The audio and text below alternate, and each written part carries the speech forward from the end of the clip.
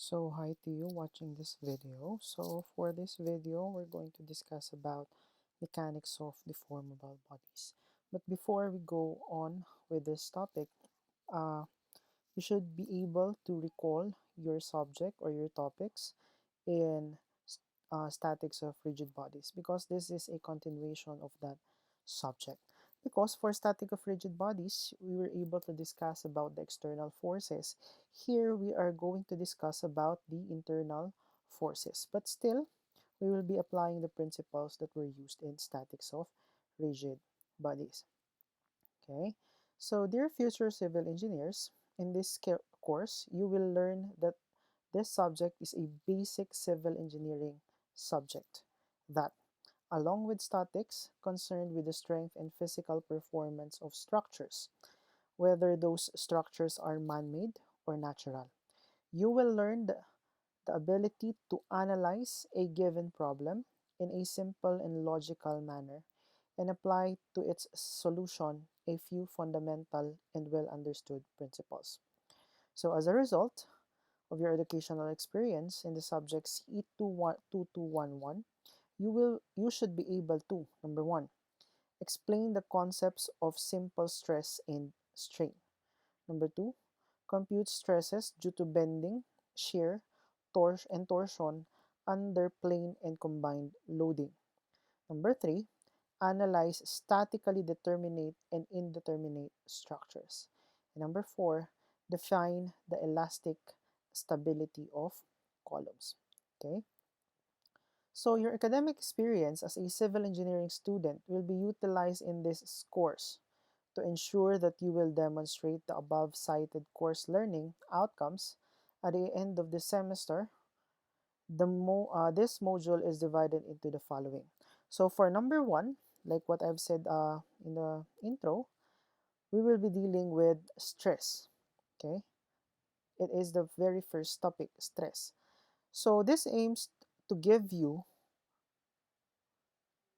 review on some of the important principles of statics and how they are used to determine the internal resultant loadings in a body. Okay, so you will learn the concepts of normal and shear stress and specific application of the analysis and design of members subjected to an axial load or direct shear. Okay, so let's now proceed with module number 1. Okay, so for module number 1, it is stress. Okay, so this is not the same stress that we are encountering with our daily lives. Like for example, you're stressed out because you have so many things to do, like graded activities. No, we are not speaking of that. Okay, so in this chapter rather, we will review some of the important principles of statics and show how they are used to determine the internal resultant loading in a body, because these external forces will be the factor or will contribute greatly in our internal uh, forces. Okay, internal resultants, internal forces. So afterwards, the concept of normal and shear stress will be introduced, and specific applications of analysis and design of members subjected to an axial load or direct shear will be discussed.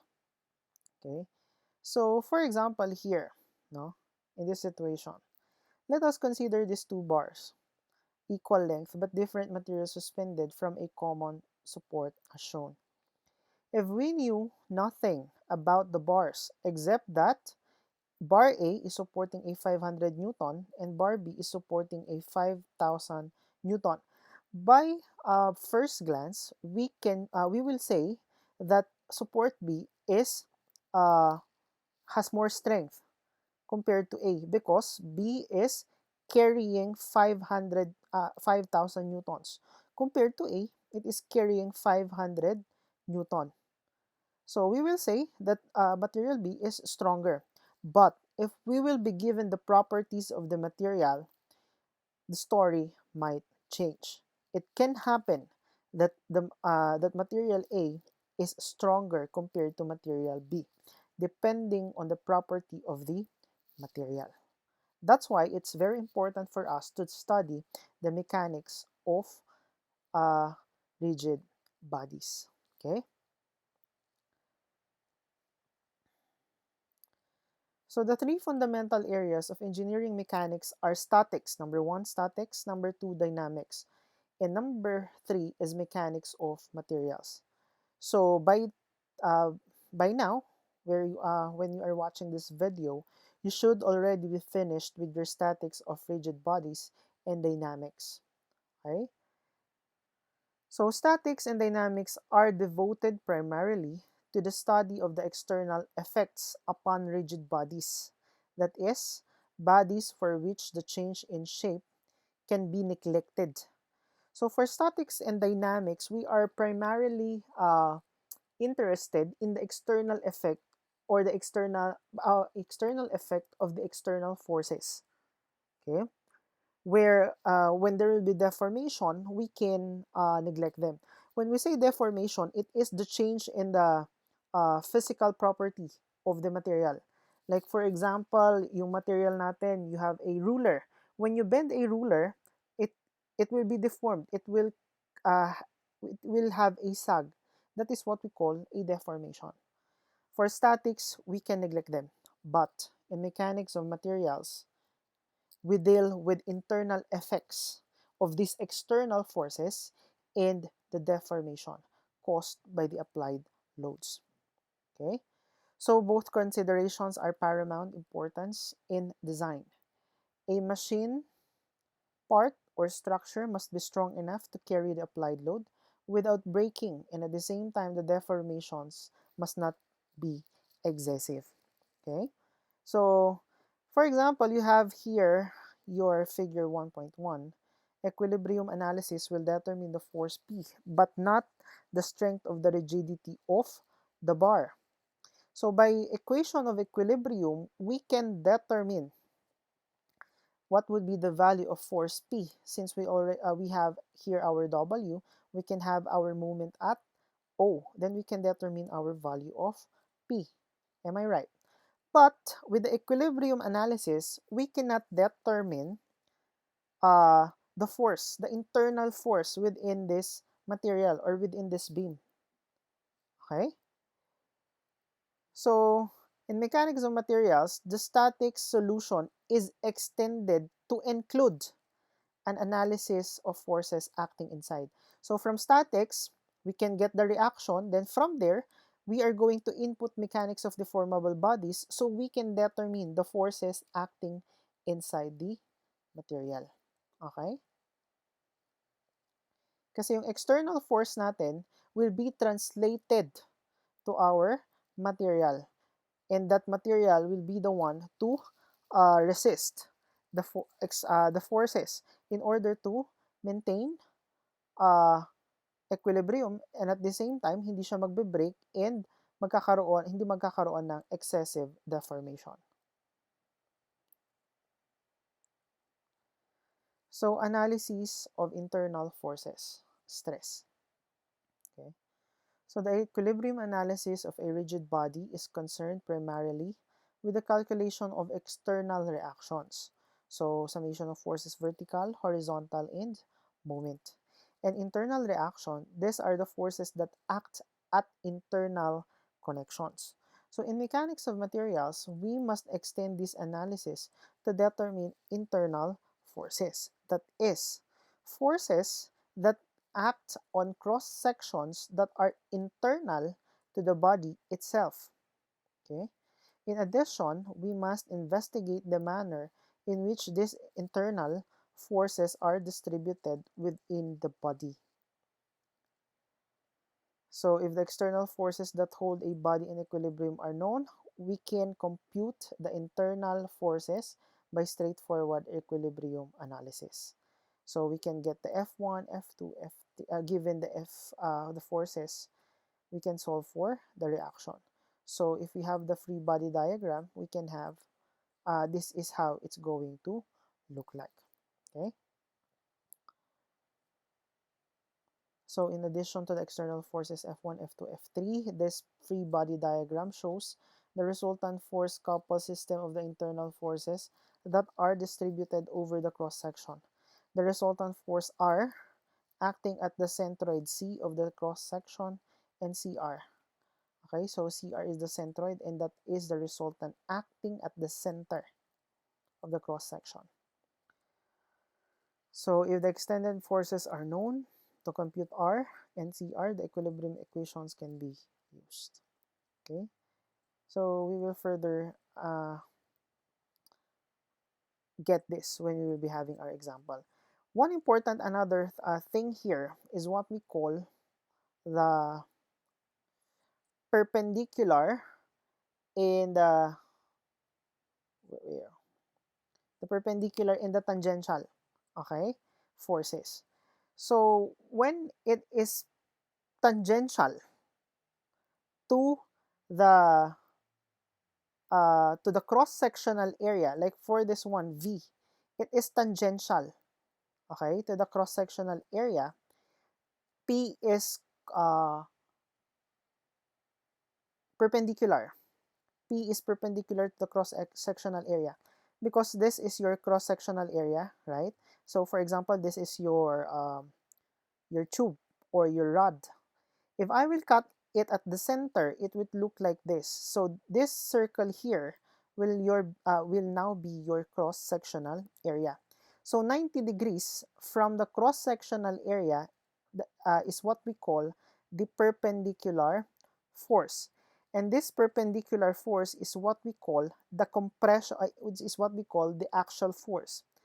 Take note from your statics of rigid bodies, axial force can be tension or compression. Now, this V here is tangential, meaning it will pass through with our cross-sectional area. So V is tangential, okay? And yeah, from there, we can create our resultant force. And by the way, since V here is our tangential force, we call this the normal force. Okay? No, no, no, no, no. This is the normal force, by the way. No, this is the normal force. So, P. Okay? So, the component of the resultant force that is perpendicular to the cross-sectional area. Uh, uh, let me correct that one. V is tangential. P is the normal force, and at the same time, it is an axial force. It can be tension or it can be compression. Okay? So resolving the internal couple CR into the torque T and the bending moment M. So based on the force that are present, we will be having a moment. Okay? So there will be a torque.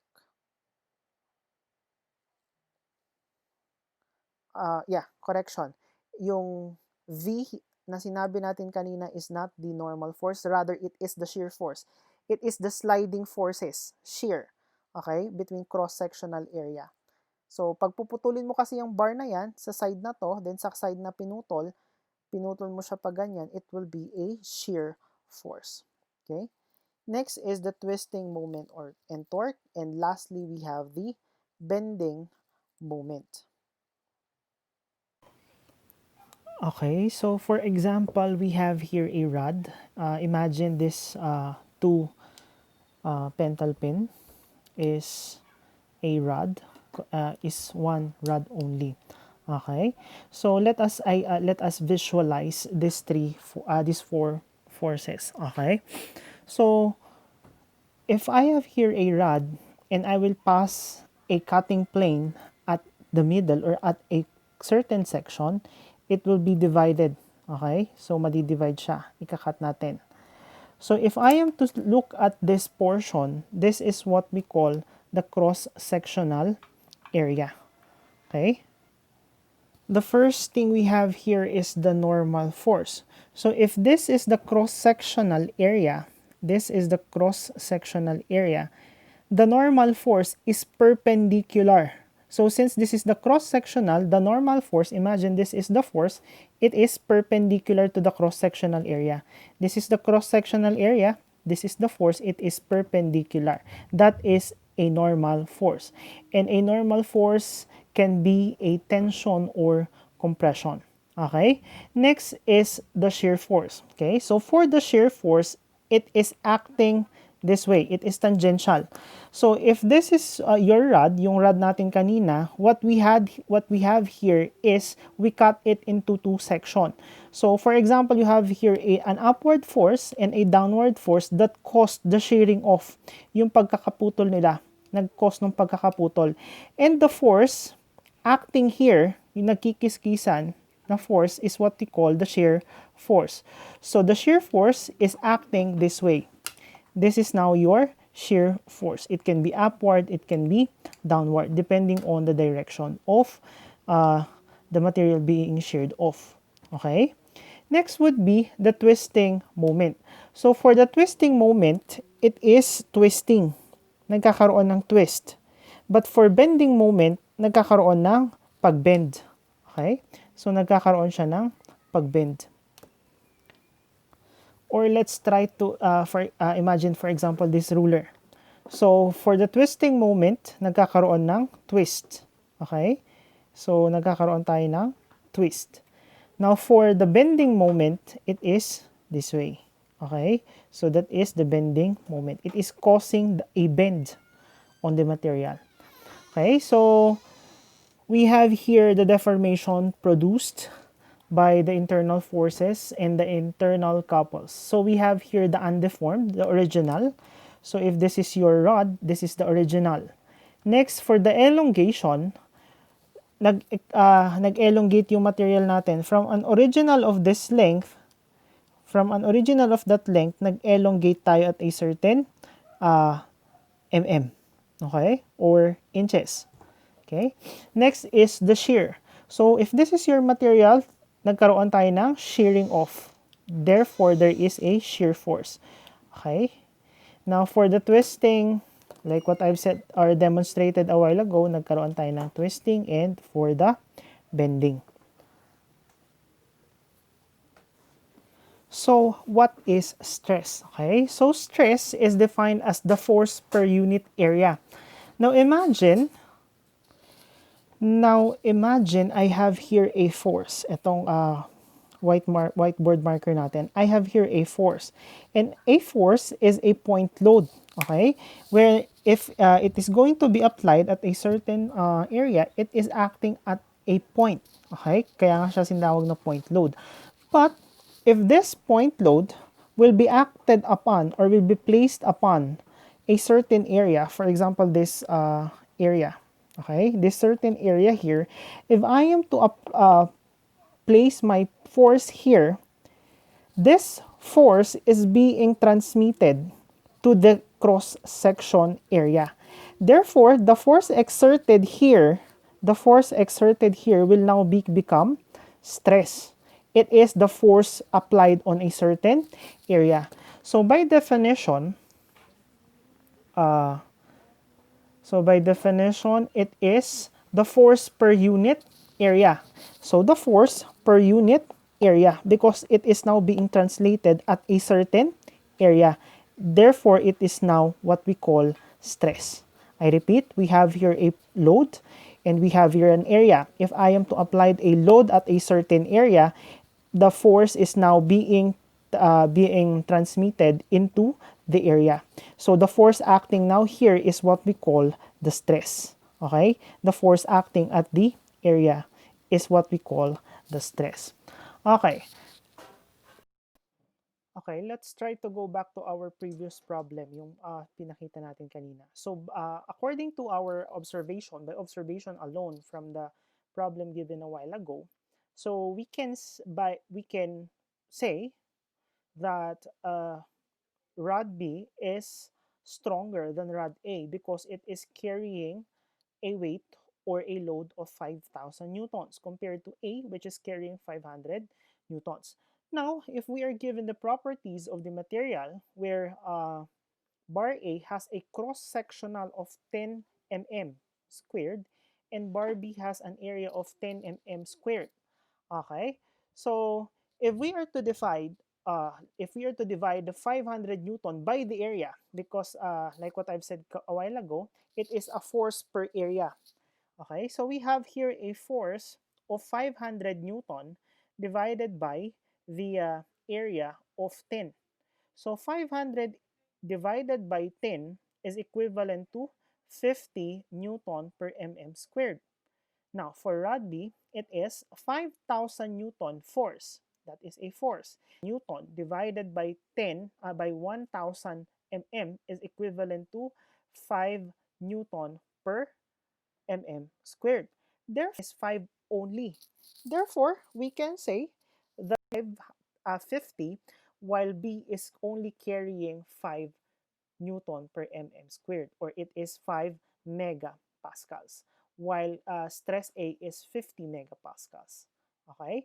So we cannot say by looking at a certain material that this material is far stronger than the other material if we do not know the properties of the said materials and if we do not do our analysis. So from there, we can say that the equation for a stress is equivalent to force divided by the cross-sectional area. Okay? So where sigma is the stress or force per unit area, P is the applied load, and A is the cross-sectional area. Observe that the maximum stress in the tension or compression occurs over a section normal to the load. Okay? So, I repeat, maximum stress in tension or compression. This is normal force, uh, occurs over a section normal to the load. Okay? So, for the procedure of analysis for stress, draw the, if necessary, find the external reactions using FBD. Compute the actual force P in the member using the method of sections, or this method introduces an imaginary cutting plane that isolates the segment of the structure. So we should know this, no? Then computation for the stress. After the actual force has been founded by equilibrium analysis, the average normal stress in the chamber, in the member rather, can be obtained by sigma is equivalent to P over A. Then design consideration. For purpose of design, the computed stress must be compared with allowable stress, also called the working stress, to prevent failure of the member. When we say allowable stress or it is the um, working stress, ibig sabihin, yun yung kaya niya lang na stress. Dun lang siya designed. That material is capable of withstanding that stress only. So if we exceed our working stress or allowable stress, therefore our structure will fail, and we do not want that. So from there, we can conclude, or we should conclude, that our stress, computed stress, should not be, or should be equal only to our, should not be exceeding our working or allowable stress. It can be equal but should not exceed. Okay? So next is shear stress. So by definition, normal stress acting on the interior plane is called directed perpendicular to the plane. Shear stress, on the other hand, is tangent to the plane. So we've demonstrated it a while ago. So we have types of stress. So we have here examples of single shear in a rivet. So this is a single shear in a rivet. We have here double shear in a bolt. And we have here shear in the metal sheet produced by the punch. Okay? For the single shear in rivet, okay, so this one. So imagine this is plates, okay? So this is plate and it is being connected by a rivet. Okay? This rivet is located at the center. So for this located here. So just imagine it is located there. Then it is this way, oriented this way. Okay? So in order to resist the force P here, P and P here, the pulling forces, this rivet is resisting a shear, resisting a shearing off. Why? I am pulling it this way and I am pulling it this way, so it would look like this. Okay? So, hinihila ko siya dito, hihilain ko rin siya dito, and nandito yung aking rivet. Okay? So, if hihilain ko siya dito, maghilain ko siyang paganyan, the forces that would be present on the cross-sectional area would this be. Okay? So yan. So, ganito yung itsura ng force. Therefore, it is a shear force. It is a single shear in a rivet. Now, for a double shear in a bolt, so for example, you have here a bolt. It is mounted at this section and at this section, then you have a pulling force here and a pulling force here. Now, there will be a shearing that will be happening here. There will also be shearing that will be happening here. Therefore, it is a double shear in a bolt. And next would be the shear in metal sheet produced by the punch. So if you have here your force P by a punch, this is your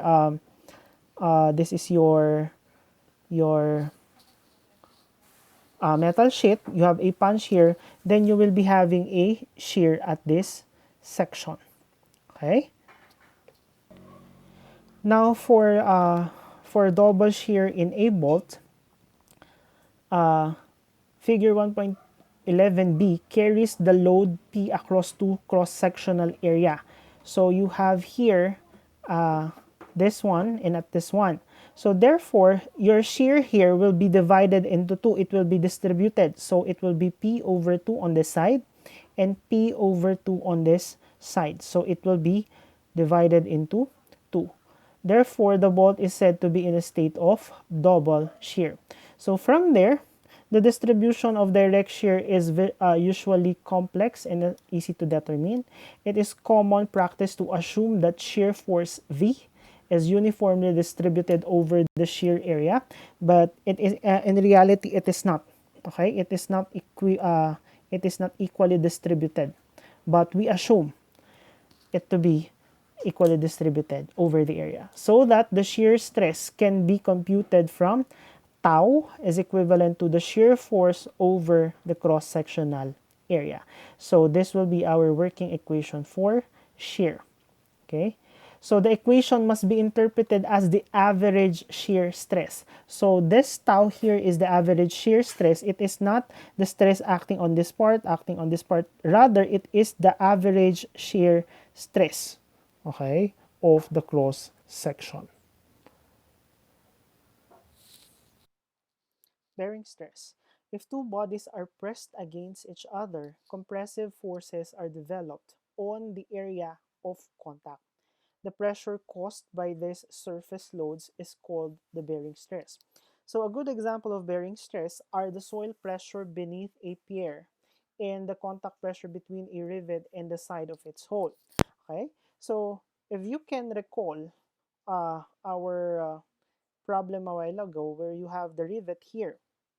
Okay, so you have here the rivet and you have here your plates. Okay.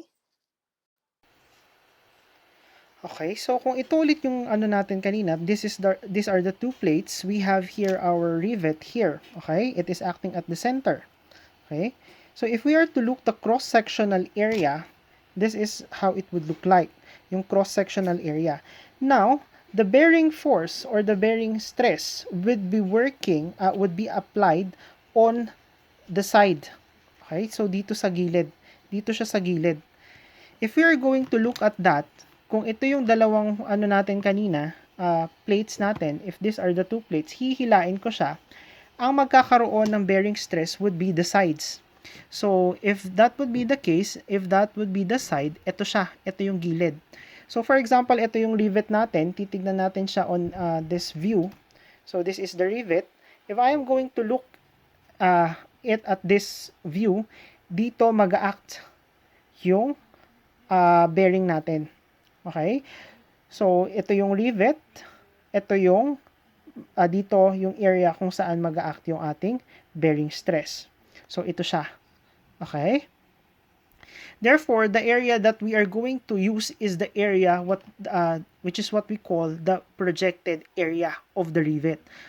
That would be the diameter of the rivet times the thickness of the plate for the bearing.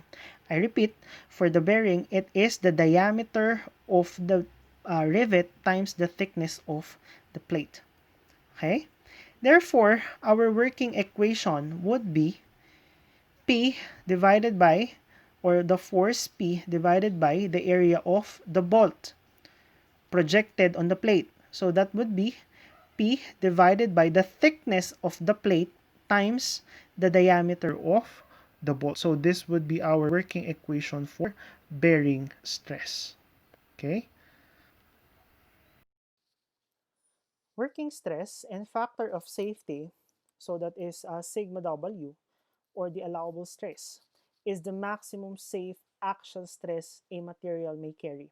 In design, the working stress should be less than the stress at failure.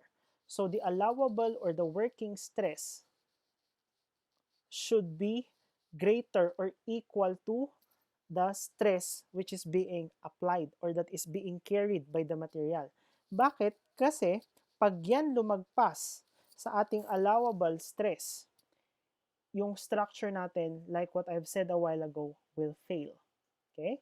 So one method of specifying the allowable load for a member is to use a number called the factor of safety. So the factor of safety, or the FS, is a ratio of the failure load, F fail, to the allowable load. F fail is found from experimental testing of the material. So we have, of course, we have the ASTM standards for that, and also we also have the ASHTO. Okay, so